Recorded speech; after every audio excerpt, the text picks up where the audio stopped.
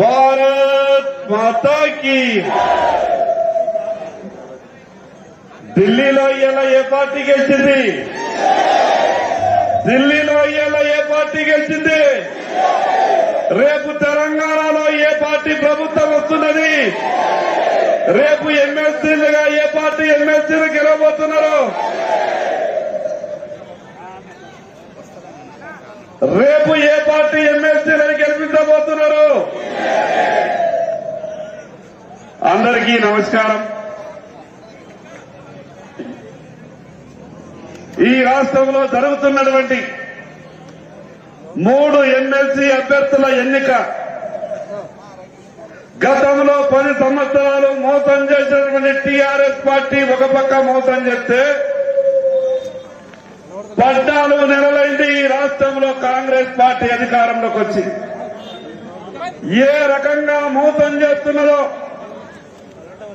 పట్టభద్రులారా, ఉపాధ్యాయ సోదరులారా, అడుగడుగున మీరంతా కూడా గమనిస్తున్నారు.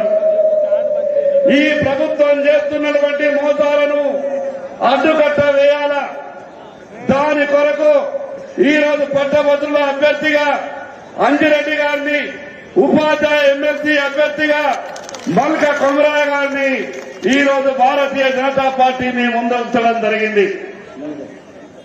ఈరోజు చూస్తున్నారు ఈ కాంగ్రెస్ పార్టీ, కాంగ్రెస్ ప్రభుత్వం.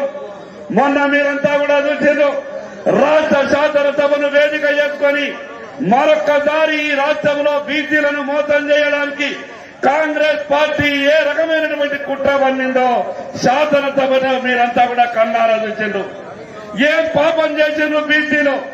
బీసీల సంఖ్యని లక్షల జనాభాని తగ్గించారు. అరే బీసీల సంఖ్యనేమో తగ్గిపోతుందట, మిగతా వాళ్ళ సంఖ్యనేమో పెరిగిపోతుందట.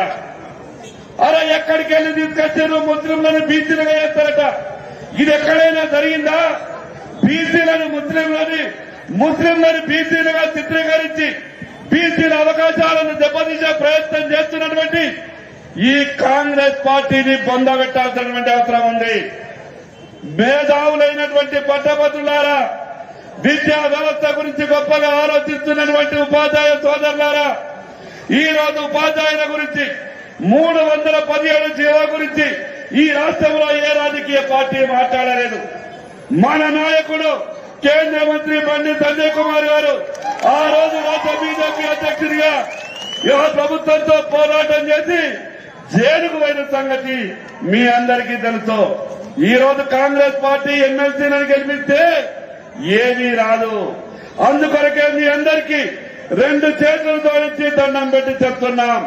పట్టభద్రులారా, ఉపాధ్యాయ సోదరులారా, మీ గొంతుకై రేపు శాసన మండలిలో మీ హక్కులకై, మీ సమస్యల పోరాటం కొరకై భారతీయ జనతా పార్టీ అభ్యర్థులకు మొదటి ప్రాధాన్యత ఓటు వేసి భారీ మెజార్టీతో గెలిపించవలసిందిగా మీ అందరికీ పేరు పేరున విజ్ఞప్తి చేస్తా ఉన్నారు. బీసీ సోదరులారా, ఒక్కసారి ఆలోచించాలా. ఈ సందర్భంగా నా మున్నూరు కాపు సోదరులందరికీ విజ్ఞప్తి చేస్తున్నా. ఈ రాష్ట్రంలో 36 లక్షల మున్నూరు కాపులుంటే 8 నుంచి 10 లక్షల మున్నూరు కాపుల సంఖ్య తగ్గించారు.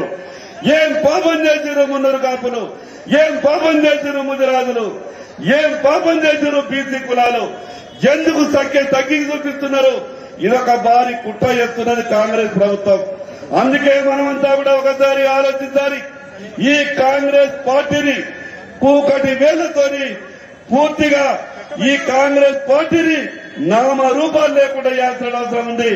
మీరంతా కూడా నిండు మనస్సు భారతీయ జనతా పార్టీ అభ్యర్థులను ఆశీర్వదించవలసిందిగా పేరు పేరున మీకు విజ్ఞప్తి చేస్తూ సెలవు తీసుకుంటున్నాం.